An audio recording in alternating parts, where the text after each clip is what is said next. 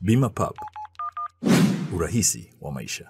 Wanahabari lakini pamoja na wananchi kwa ujumla, utakumbuka kwamba mamlaka ya mawasiliano nchini kwa maana ya TCRA imekuwa ikitoa taarifa pamoja na takwimu kwamba wizi kwa njia ya mitandao au uhalifu mwingine kwa njia ya mitandao umeshamiri nchini. Lakini mkoa wetu wa Rukwa umekuwa ukitajwa kuwa ni miongoni mwa mikoa vinara au inayoongoza katika uhalifu kwa njia ya mitandao. Sasa kufuatia taarifa hizo za TCRA, mwezi Februari mwaka huu tulifanya misako kwa lengo la kuwakamata wale wote wanaojihusisha na uhalifu kwa njia ya mtandao.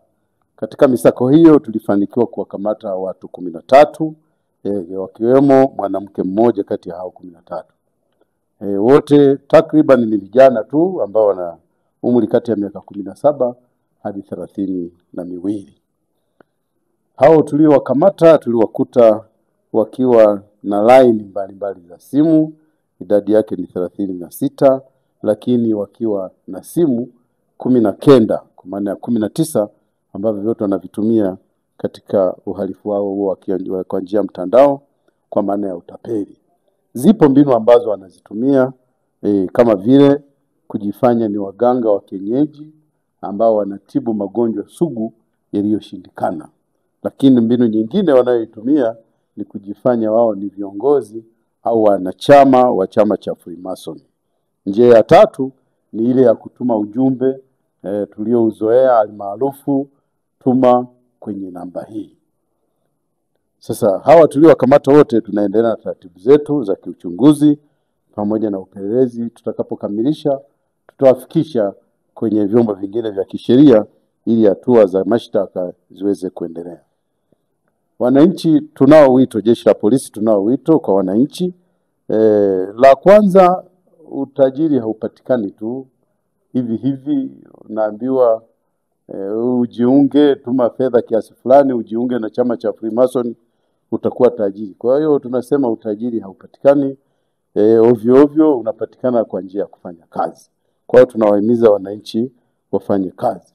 Lakini kwa wale ambao wanajikuta wako kwenye changamoto ya maradhi au magonjwa, tunawahimiza waende hospitalini. Inaposhindikana basi waende kwa wataalamu wa tiba za asili wanaowatambua au wanaotambulika.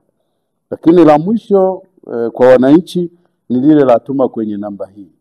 Ukipata ujumbe wa namna hii usiwe na haraka. Hakiki kwanza huo ujumbe unatoka kwa mtu unayemtambua, unatoka kwa watu sahihi ili uweze kutuma hizo fedha. Usitume tu haraka haraka. Lakini kwa vijana hawa wanaojihusisha na wizi au utapeli kwa njia ya mitandao, tunawaonya. Jeshi la polisi mkoa wa Rukwa tunawaonya waache kabisa uhalifu wa namna hii, kwani misako au operation za namna hii tutaendelea nazo na tutawakamata kokote kule waliko.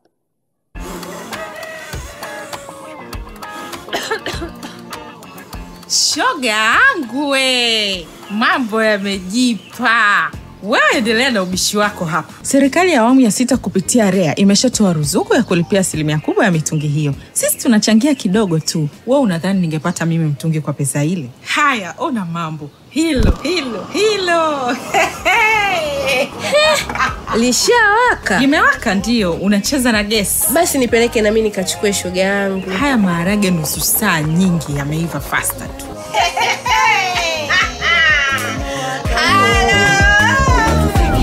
Kisha tene maendeleo. Umewaka unatufikia. Tangazo hili limeletwa kwenu na Wakala wa Nishati Vijijini, REA.